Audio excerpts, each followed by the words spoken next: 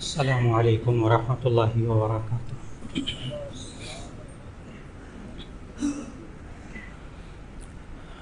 نحمده ونصلی علی رسولہ الکریم، اما بعد فاعوذ باللہ من الشیطان الرجیم، بسم اللہ الرحمن الرحیم۔ لقد من اللہ علی المؤمنین اذ بعث فیہم رسولا من انفسہم یتلو علیہم آیاتہ ویزکیہم ویعلمہم الکتاب والحکمہ وَإِن كَانُوا مِن قَبْلُ لَفِي ضَلَالٍ مُبِينٍ۔ صدق اللہ العظیم۔ اللہ رب العزت نے ہر انسان کو عقل سلیم، ایک تندرست عقل عطا فرمائی ہے۔ چاہے انسان کتنا اپنے آپ کو کم عقل سمجھتا ہو، دوسرے کم عقل سمجھتے ہیں، لیکن اس کے باوجود یہ انسان اپنے خیر اور شر کو کسی نہ کسی درجے میں جانتا ہے۔ یہاں تک کہ آپ کبھی جا رہے ہو راستے میں، کوئی بیچارہ سڑک پہ بالکل مجنون شخص، جس کو معاشرہ پاگل کہتا ہے، نہ اس کو کپڑوں کی ہوش ہو، نہ اس کو اپنے سطر کی ہوش ہو، نہ کھانے پینے کی، بالکل بیچارہ دیوانہ ہو گیا، سڑک پہ جا رہا ہے، ایک گاڑی آتی ہے آپ کی، وہ فوراً یا فٹ پاتھ پہ چڑھ جاتا ہے یا ایک طرف ہو جاتا ہے ویسے دیوانہ، پاگل ہے بیچارہ، لیکن اس کو اتنا پتہ ہے کہ میں اپنی جان بچاؤں، اتنا پتہ ہے اس کو، وہ بھی اپنی جان بچانے کی فکر کرتا ہے۔ اور جو معاشرے میں بظاہر تندرست انسان ہوتا ہے، ایک عام انسان، وہ تو بہت حساس ہوتا ہے اپنے معاملات کے بارے میں، اپنے گھر کے بارے میں، اپنے بیوی بچوں کے بارے میں۔ معاشرے کا وہ انسان جو مسلمان ہو نا، کلمہ پڑھتا ہو، ایک نماز نہیں پڑھتا، نہ قرآن کو ہاتھ لگاتا ہے، کلمہ پڑھا ہوا ہے، کیا عجیب بات نہیں ہے کہ باپ، ایسے باپ جو نماز بھی نہیں پڑھتے، روزہ بھی نہیں رکھتے ہیں، مسلمانوں کے ملک میں رہتے ہیں، میرے سامنے آ کر جب بچے اور بچیاں جوان ہوتے ہیں تو کہتے ہیں کہ مولانا کوئی ایسا طریقہ نہیں ہے کہ ہم اپنی بچیوں کو گمراہی سے بچا سکیں۔ خود کیا کرتا رہا وہ ایک الگ کہانی۔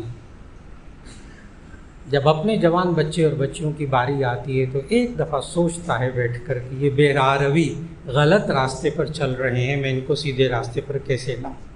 میں اس باپ کی بات کر رہا ہوں جو نماز نہیں پڑھتا ہمارے معاشرے میں، جو کبھی قرآن بھی کھول کر نہیں دیکھتا ہو، تلاوت بھی کبھی نہیں کرتا ہو، لوگ اس کو ویسے بے دین سمجھتے ہوں گے، لیکن جب اپنے بچوں اور بچیوں کی باری آتی ہے انسان بہت حساس ہو جاتا ہے۔ اور اتنا حساس ہوتا ہے کہ نبی صلی اللہ علیہ وسلم نے تو اولاد کے بارے میں یہاں تک فرمایا، انما الولد مبخلۃ مجبنۃ، کہ اولاد انسان کو بخیل اور کنجوس بنا دیتی ہے اور بزدل بنا دیتی ہے۔ یہ انسان جوانی میں اپنے کپڑوں، اپنے جوتوں، اپنے فلاں کی بڑی فکر کرتا ہے،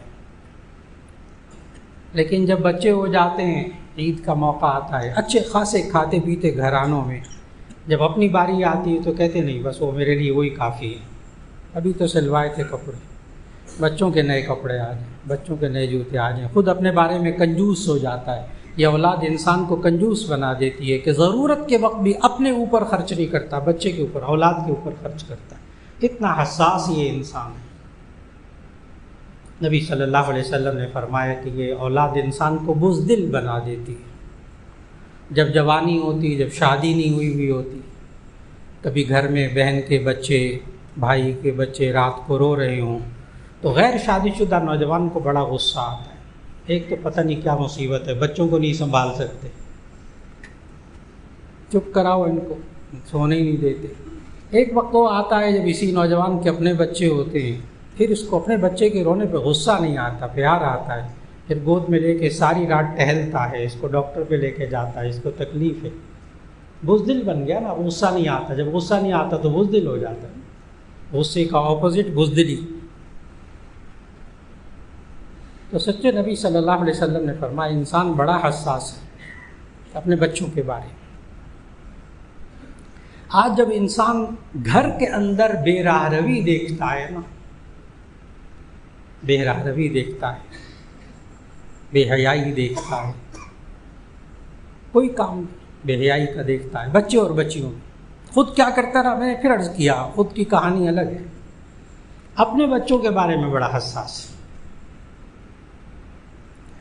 خود سگریٹ پیتا رہا ساری زندگی جوانی میں، شادی کے بعد اولاد ہوتی ہے، بچے ہوتے ہیں، انہیں کو منع کرتا پھرتا ہے انسان. میں نے بھگت لیا، سگریٹ پی کے نقصان کر کے دیکھ لیا، تم نہ کرنا. یہ اڑتا ہے بچوں کے بارے میں، حساس ہے نا. اسی حساسیت میں یہ احساس بھی انسان کو ہوتا ہے میرے بچے بے راہ روی میں نہ جائیں. بے راہ روی یعنی سیدھے راستے پر چلیں، غلط راستے پر نہ چلیں. سوال یہ ہے کہ ہم اپنے گھروں کو اور اپنے بیوی بچوں کو بے راہ روی سے کیسے بچائیں، سیدھے راستے پر کیسے لائیں. یہ غصے سے، مار پیٹ سے اور گھروں میں ماحول بگاڑ کر، ٹینشن کا ماحول پیدا کر کے کبھی بے راہ روی سے خاتمہ نہیں ہوتا. لوگوں نے کوشش کر کے دیکھ لی، کچھ بھی نہیں ملا. سختی کر کے، شدت کر کے، مار پیٹ کر اور پابندیاں لگا کر، الٹی سیدھی پابندیاں لگاتے ہیں ماں باپ. نہیں عمل کرنا تو سیرت نبوی صلی اللہ علیہ وسلم پر عمل نہیں کرنا، باقی اپنے ذہن میں جو کچھ آئے گا بچوں کے لیے کرے گا. کاش کہ یہ انسان سوچے کہ نبی صلی اللہ علیہ وسلم نے ایسے حالات میں کیا کیا تھا جب پورا معاشرہ بے راہ روی پر چل رہا تھا، کیا کام کیے تھے. آج وقت کی بہت بڑی ضرورت ہے کہ انسان سیرت طیبہ کا بغور مطالعہ کرے اور دیکھے کہ اس معاشرے کے اندر جب بے راہ روی تھی تو نبی صلی اللہ علیہ وسلم نے کیسے اس غلط راستوں پر چلنے والے انسانوں کو سیدھے راستے پر لگایا. جب ضرورت پیش آ جائے تو سورہ آل عمران کی آیت نمبر 164 کی تلاوت کیجیے گا. کوئی مشکل کام نبی صلی اللہ علیہ وسلم نے نہیں بتائے، کوئی پاپڑ نہیں بیلنے پڑتے، کوئی سختیاں نہیں کرنی پڑتی. سورہ آل عمران کی آیت نمبر 164 اس کی تلاوت کیجیے، اس کا ترجمہ پڑھیے کہ نبی صلی اللہ علیہ وسلم نے اس بے راہ رو معاشرے کو سیدھے راستے پر لانے کے لیے 4 کام کیے بس. اور معاشرے میں کوئی انسان یہ نہیں کہہ سکتا کہ میں بے بس ہوں، مولانا آپ کو کیا پتا، میں کچھ بھی نہیں کر سکتا. وہ یہ 4 کام کر سکتا ہے، وہ یہ 4 کام کر سکتا ہے. وہ 4 کام کر کے جس معاشرے کے اندر پورا معاشرہ گمراہی بے راہ روی میں مبتلا تھا. آیت پڑھی شروع میں، وہی آیت لقد من اللہ علی المؤمنین اذ بعث فیہم رسولا من انفسہم.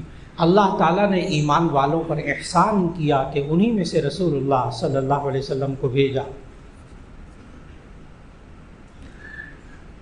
کیوں بھیجا؟ آیت کا آخری حصہ پہلے تلاوت کر لوں اور اس کا ترجمہ پہلے عرض کر دوں. اسی آیت کا آخری حصہ وہ 4 کام بتا کے پھر اللہ نے کہا وَإِن كَانُوا مِن قَبْلُ لَفِي ضَلَالٍ مُبِينٍ. شان یہ ہے کہ اس سے پہلے وہ معاشرہ کھلی بے راہ روی میں مبتلا تھا. پھر نبی صلی اللہ علیہ وسلم نے اللہ تعالیٰ کے حکم سے 4 کام کیے. وہ معاشرہ اتنا سیدھا ہو گیا کہ آج آپ اس معاشرے کے ایک ایک فرد کے لیے کہتے ہیں رضی اللہ عنہم ورضوا عنہ، اللہ ان سے راضی ہو گیا، وہ اللہ سے راضی ہو گئے۔ کمال کے انسان بنا دیے 4 کام کر کے۔ نمبر 1، یتلو علیہم آیاتہ، تو ان کے سامنے اللہ کی آیات تلاوت کریں، قرآن حکیم کی تلاوت۔ صحابہ کرام رضوان اللہ علیہم اجمعین کو عربی آتی تھی، ان کے سامنے تلاوت کی جاتی تھی، ان کو فٹافٹ پتہ لگ جاتا تھا ترجمہ کہ بھی اس کا مطلب کیا ہے۔ ہمیں ترجمے کی ضرورت پیش آئے گی، یہ انسان تلاوت کرے، ترجمہ اچھی طرح پڑھے، پھر سمجھے، صحابہ کی طرح سمجھے گا کہ اس میں ہے کیا۔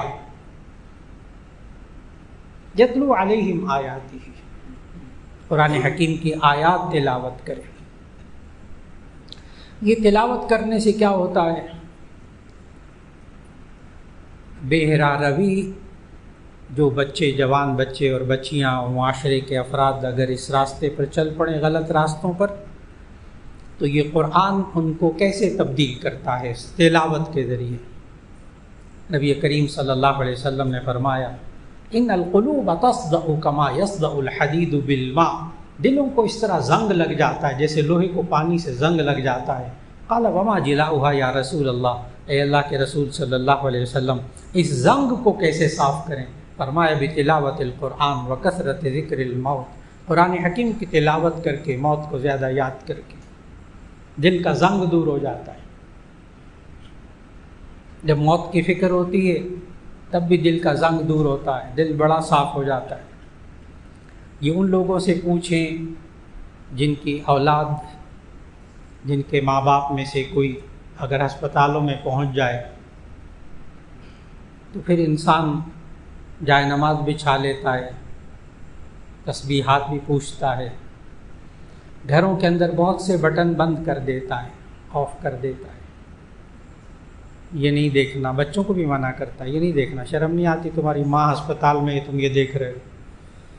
تو وہ جو دیکھ رہا ہے اس نے تو نہیں ماں کو ٹھیک کرنا، اس LCD نے تو ماں کو ٹھیک نہیں کرنا، بند ہو جائے گی تو ماں ٹھیک ہو جائے گی؟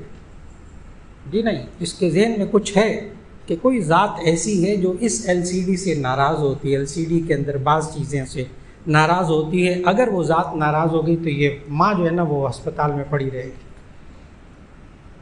ورنہ کیوں بند کراتا ہے؟ کیوں آتا ہے نماز کی طرف، کیوں تسبیحات کی طرف؟ اس وقت اس کا دل صاف ہو جاتا ہے، گندگی صاف ہو جاتی ہے دل کی، دل کا زنگ صاف ہو جاتا ہے۔ بچے اور بچیوں میں گھروں کے اندر، ماں باپ کے اندر جب دل پہ زنگ ہوتا ہے نا، پھر وہ گناہ کا کام کرتے ہیں، پھر وہ جھوٹ بولتے ہیں، پھر وہ دوسروں کو دھوکہ دیتے ہیں، پھر وہ دوسروں کو تکلیف دیتے ہیں۔ جب دل صاف ہوتا ہے انسان دوسروں کو تکلیف نہیں دیتا، دوسروں کو تکلیف میں مبتلا دیکھ کر اس کا دل دکھتا ہے جب دل صاف ہوتا ہے۔ بہرا روی کی جڑیں کاٹی ہے نبی صلی اللہ علیہ وسلم۔ کیسے؟ سب سے پہلے دل پر محنت کی کہ اس کا دل صاف ہو جائے۔ اور دل کیسے صاف ہوتا ہے؟ قرآن حکیم کی تلاوت سے۔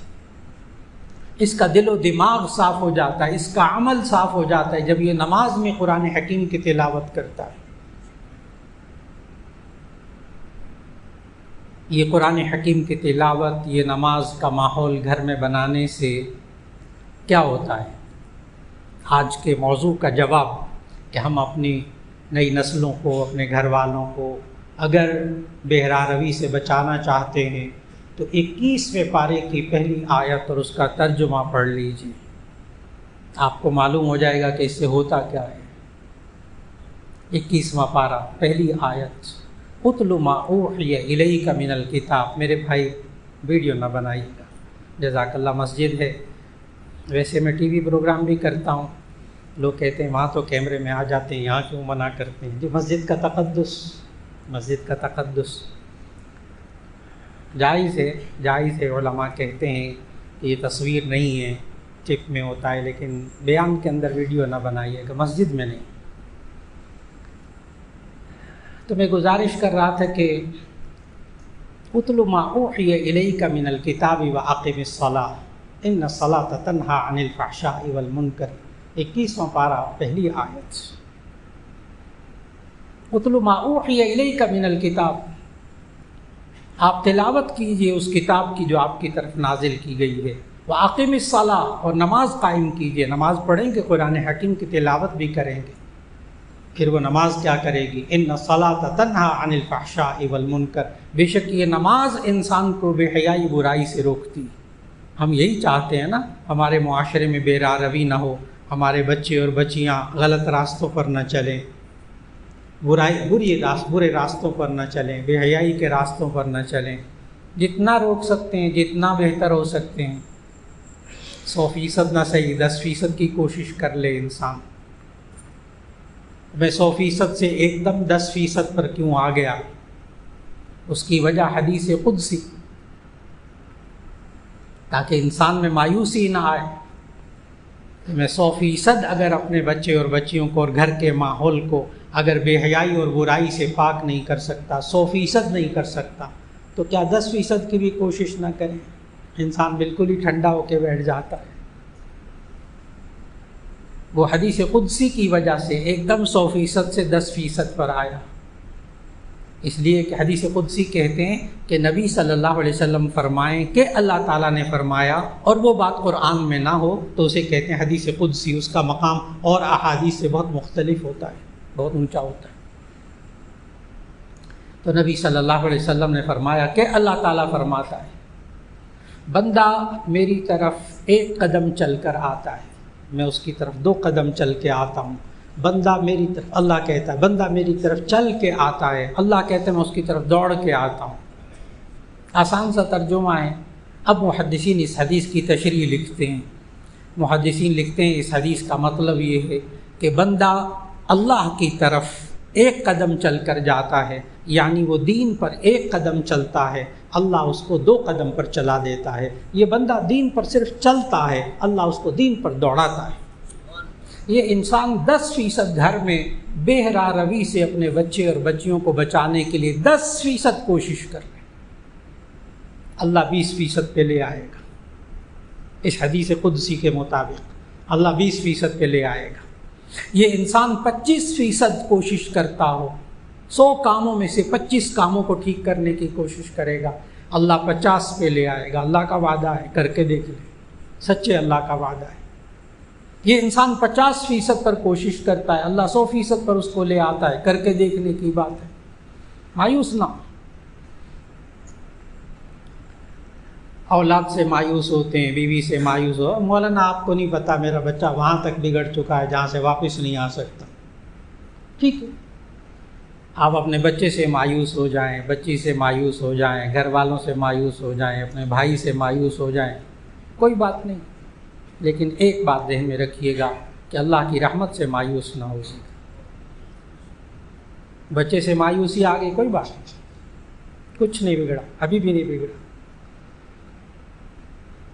لا تقنطوا من رحمت اللہ، اللہ نے حکم دیا ہے کہ تم اللہ کی رحمت سے مایوس مت ہو، کوشش جاری رکھیے، کوشش جاری رکھیے، کوشش ختم نہ کیجیے۔ کس چیز کی؟ تلاوت کلام پاک کی اور نماز کی ادائیگی کی، جتنا کر لیں، جتنا کر لیں۔ اس لیے کہ یہ اللہ نے قرآن میں کہا، خود کہا، اور آیت ذہن میں رکھ لیجئے گا، من اصدق من اللہ قیلا، اللہ سے زیادہ کون سچا ہو سکتا ہے؟ ایک بات اللہ نے کہہ دی ہے نا، وہ سچی ہے، ہو کر رہے گی، اللہ کرے گا، اللہ قادر ہے۔ کچھ ہو جائے، بچے اور بچیاں بے راہ روی میں کہیں پہنچ جائیں معاشرے کے اندر، کسی کے بچے اللہ کی رحمت سے مایوس نہ ہوئیے گا، کوشش جاری رکھیے گا، اس لیے کہ اللہ سچا ہے، اللہ نے کر کے دکھانا ہے۔ اور حدیث میں موجود، وہ بھی حدیث قدسی، کہ اللہ تعالیٰ نے فرمایا کہ یہ انسانوں کے دل اللہ کی 2 انگلیوں کے درمیان ہے، جس طرف چاہتا ہے وہ پلٹ دیتا ہے۔ وہ مقلب القلوب ہے، ہمارا ایمان ہے، وہ مقلب القلوب ہے، وہ دلوں کو پلٹنے والا ہے۔ مولانا آپ کو نہیں پتہ میری بیوی کتنی بگڑ گئی ہے، کتنی بہرا روی پر ہے، میرے بچے کتنی بہرا روی، بیوی کہتی میرے شوہر تو بس اب بہرارو ہو گئے، بہت ہی بھٹک گئے، بہت ہی بہک گئے، کیا کریں؟ جی ان باتوں پر عمل کر لیجیے، کون سی مشکل باتیں ہیں، تلاوت کر لیجیے قرآن حکیم کی۔ جو بہکا ہوا نہیں ہے وہ تو تلاوت کرے، اس کا اثر بھی ہوگا گھر کے اوپر۔ اگر یہ کہا جائے نا کہ وہ جو بہکا ہوا ہے وہ تلاوت کرے، میں کیا کروں گا تلاوت کر کے؟ جی نہیں، آپ تلاوت کیجیے۔ وہ بہکا ہوا کیسے سیدھا ہوگا؟ حدیث سنانے لگا، بہت مستند حدیث۔ آپ تلاوت کریں گے، وہ دوسرا گھر میں جو رہتا ہے وہ کیسے سیدھا ہوگا؟ نبی کریم صلی اللہ علیہ وسلم نے ارشاد فرمایا، جس گھر میں قرآن مجید کی تلاوت ہوتی ہو، حفتہم الملائکہ وغشیتہم الرحمہ وانزلت علیہم السکینہ، جس گھر میں قرآن مجید کی تلاوت ہوتی ہو، حفتہم الملائکہ، فرشتے اس گھر کو گھیر لیتے ہیں، رحمت کے فرشتے اس گھر کو گھیر لیتے ہیں، وغشیتہم الرحمہ، اللہ کی رحمت اس گھر کو ڈھانپ لیتی ہے، وانزلت علیہم السکینہ، اور اس پورے گھر والوں پر سکون نازل ہوتا ہے۔ جب یہ ہدایت پر جو بندہ ہے، یہ اگر تلاوت کر لے گا، باپ تلاوت کر لے گا، ماں تلاوت کر لے گی، وہ بچیاں اسی گھر کے اندر رہتے ہیں نا، جب رحمت کے فرشتے اس گھر کو گھیریں گے، اللہ کی رحمت اس گھر میں آئے گی، اس گھر میں سکون آئے گا، اس گھر میں سے بہرا روی ختم ہوگی، ہدایت آئے گی اس گھر کے اندر۔ میں نے جواب دیا اس بات کا کہ جو بہرارو ہے وہ تلاوت کرے، تو وہ تلاوت کیسے کرے گا؟ وہ تو پہلے ہی بھٹکا ہوا ہے۔ نہیں، آپ تلاوت کر لیجیے، آپ ماں ہیں، آپ باپ ہیں، آپ بڑے بھائی ہیں، آپ تلاوت کر لیجیے، بہن ہے وہ تلاوت کر لیں، بھائی سیدھا ہو جائے گا، کیونکہ اس تلاوت کلام پاک کے اثرات اس گھر، پورے گھر پر رحمت کے اثرات ہوں گے انشاءاللہ۔ اور جس گھر پہ رحمت ہو، اس گھر کے افراد کبھی بہرا روی میں، کبھی بے حیائی میں، کبھی برے کاموں میں مبتلا نہیں ہوتے، ہو بھی جائیں تو توبہ اور استغفار کر لیتے، توبہ اور استغفار کر لیتے۔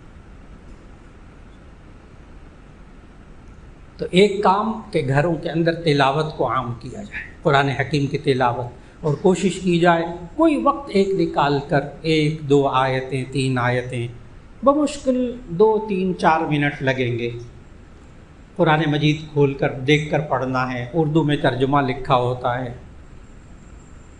قرآن مجید کی چند آیتیں گھر میں معمول بنا لیجئے کہ تلاوت کیجئے اور اس کا ترجمہ سنا دیجئے۔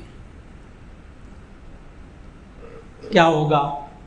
کان کے اوپر بات کو، یہ اللہ نے نظام ایسا بنایا ہے، اللہ نے نظام ایسا بنایا ہے کہ عربی میں ایک جملہ بولنے لگا ہوں، صرف 2 3 4 آیتیں روزانہ سنائیے، ترجمہ سنائیے، کیا ہوگا؟ اذا تکرر الکلام علی السمع تقرر فی القلب، جب کانوں پہ بار بار بات دہرائی جاتی ہے تو دل میں بیٹھ جاتی ہے۔ میرے عزیزان محترم، ہمارا کام کان تک بات پہنچانا ہے، ہمارا کام کانوں تک سنانا ہے، آگے دل میں اتارنا اللہ کا کام ہے، وہ ہمارے بس میں نہیں ہے، وہ ہمارے بس میں نہیں ہے، اور ہمارے سے نہیں پوچھا جائے گا اس کے دل میں کیوں نہیں اتارا۔ یہ تو نبی صلی اللہ علیہ وسلم کو بھی یہی تسلی دی گئی تھی، لعلک باخع نفسک الا یکونوا مؤمنین، کیا آپ اپنے آپ کو نقصان پہنچائیں گے اس بات پر کہ یہ ایمان نہیں لائے؟ آپ سے نہیں پوچھا جائے گا کہ یہ ایمان کیوں نہیں لائے، آپ سے پوچھا جائے گا آپ نے پیغام پہنچا دیا کہ نہیں پہنچا دیا۔ ہم کیوں گھروں میں بہرارو اولاد کو دیکھ کر چپ بیٹھے، کیوں خاموش ہو جائیں؟ ہم کانوں تک بات تو پہنچا سکتے ہیں طریقے سے، سلیقے سے، بہت سینکڑوں طریقے ہیں۔ بیٹا نماز پڑھ لو، بیٹا تلاوت کر لو، تھوڑی سی چند منٹ آیت تلاوت کر لو، کہہ تو سکتے ہیں، کہنا ہمارا کام ہے، کہنے سے چپ کر کے بندہ نہ بیٹھے۔ اور پھر نبی صلی اللہ علیہ وسلم نے بہرارو معاشرے میں انسانوں کو سکھایا، وَيُزَكِّيهِمْ، ان کے نفوس کو پاکیزہ بنائیں، تزکیہ نفس، اس کے لیے لگاتار محنت ہے، 1 2 دن کی کہانی نہیں ہے تزکیہ نفس۔ جب میں بات بتاؤں گا پھر آپ کو اندازہ ہوگا کہ یہ لگاتار ہے، ساری زندگی کا کام ہے تزکیہ نفس۔ کیا تزکیہ نفس کہتے ہیں؟ انسان کے اندر سے بری سوچوں، بری سوچیں، برے رویے، بیہیویئر، برے رویے، برے اخلاق، بری عادتوں کو انسان کے اندر سے نکالنا، اچھی سوچیں، اچھے رویے، اچھے اخلاق انسان کے اندر پیدا کرنا، تزکیہ نفس مکمل ہو گیا۔ اس میں کسی کو اختلاف نہیں۔ یہ اچھی بات، یہ بری بات، اچھی بات کی تلقین کرتے رہیں، برائی سے روکتے رہیں، تھکنا نہیں۔ میں نے پھر عرض کیا، کانوں تک پہنچانا ہمارا کام، دل میں اتارنا اللہ کا کام، وہ ہمارے ذمے نہیں ہے، وہ ہمارے ذمے نہیں ہے۔ ہم سے یہ نہیں پوچھا جائے گا اس کے دل میں تو نے کیوں نہیں اتارا، نہیں، کانوں تک کیوں نہیں اتارا، کہا کیوں نہیں، سمجھایا کیوں نہیں، بار بار بار بار۔ نمبر 3 وَيُعَلِّمُهُمُ الْكِتَابَ، ان کو کتاب اللہ سکھانا، 4 کام۔ تیسرا کام وَيُعَلِّمُهُمُ الْكِتَابَ، ان کو کتاب اللہ سکھانا۔ میں نے عرض کیا کہ 3-4 آیتیں روزانہ، 2-3 آیتیں پڑھی، ترجمہ کی، بس پیغام سنا دیا، اور پھر اللہ توفیق دے کوئی چھوٹی سی آسان سی تفسیر ہو اس آیتوں سے متعلق، وہی تفسیر پڑھ کے سنا دی۔ اتنا کام تو ہر پڑھا لکھا کر سکتا ہے نا، اس کے لیے کوئی مفسر ہونا، کوئی عالم ہونا، یہ تو کسی نے بھی ضروری نہیں کہا کہ کلام پاک پڑھ دیں، اس کا ترجمہ کر کے سنا دیں، جہاں کوئی مشکل بات ہو کسی عالم سے پوچھ کر پھر بتا دیں۔ 3 کام ہو گئے، تلاوت کلام پاک، تزکیہ نفس، نفس کو پاکیزہ بنانا۔ تیسرا کام کتاب اللہ کو سیکھنا سکھانا۔ آخری 4تھا کام جو نبی صلی اللہ علیہ وسلم نے کیا اور اس پورے بہرارو معاشرے کو بدل کر رکھ دیا، 100% بدل کر رکھ دیا اللہ کے حکم سے، اور وہ ہے والحکمت، دانائی سکھانا، دانائی سکھانا۔ یہ دانائی کیا ہوتی ہے؟ بڑے مفسرین نے ماشاءاللہ حکمت کی بڑی بڑی تفسیریں کی ہیں، ساری تفسیروں کو ملا لیا جائے اور اس کا خلاصہ نکالا جائے تو اس کا خلاصہ یہ ہے کہ جس چیز کو حکمت اور دانائی کس کو کہتے ہیں کہ جس چیز کو اللہ نے حلال قرار دے دیا یہ انسان اس کو حلال سمجھے، جس کو اللہ نے حرام قرار دے دیا اس کو حرام سمجھے، دانائی مکمل ہو گئی۔ 4 کام ایسے ہیں معاشرے کے اندر جو کرے تو آج ہم معاشرے کے اندر اپنے گھروں سے، اپنے معاشرے سے، اپنے کاروباری، جب میں گھر کی بات کرتا ہوں تو اس گھر کے اندر ایک کاروبار بھی آ جاتا ہے، ایک ادارہ بھی آ جاتا ہے، ایک دفتر بھی آ جاتا ہے، ایک معاشرے کا ایک یونٹ، چھوٹا سا گھر، اس کو سامنے رکھ کر جب بات کی جاتی ہے تو اس میں سب چیزیں آ جاتی ہیں۔ آج گھروں کے اندر سے انسان ابتدا کر لے جہاں اس کا بس چلتا ہے، اور پھر اس بہرارو معاشرے کے اندر اس انسان کو کم از کم 3 قدم ضرور اٹھانے چاہیے۔ بہراروی سے نکالنے کے لیے 3 قدم نبی صلی اللہ علیہ وسلم نے وہ سمجھائے۔ من رأى منکم منکرا فلیغیرہ بیدہ فإن لم یستطع فبلسانہ فإن لم یستطع فبقلبہ وذلک اضعف الایمان، او کما قال علیہ الصلوۃ والسلام۔ من رأى منکم منکرا، 3 سٹیپ، 3 قدم۔ من رأى منکم منکرا فلیغیرہ بیدہ، جو تم میں سے برائی دیکھے وہ اپنے زور بازو سے اسے روکے۔ آپ کے پاس جتنا اختیار ہے اسے استعمال کیجیے اس برائی سے روکنے کے لیے۔ نمبر 2، فإن لم یستطع، اگر آپ زور بازو سے نہیں روک سکتے، اختیار بے اختیار نظر آتے ہیں، فبلسانہ، اپنی زبان سے اس کو روک لیں۔ مولانا آپ کو نہیں پتا، میں تو زبان بھی نہیں ہلا سکتا ابا جی کے سامنے۔ بیوی کہتی میں تو شوہر کے سامنے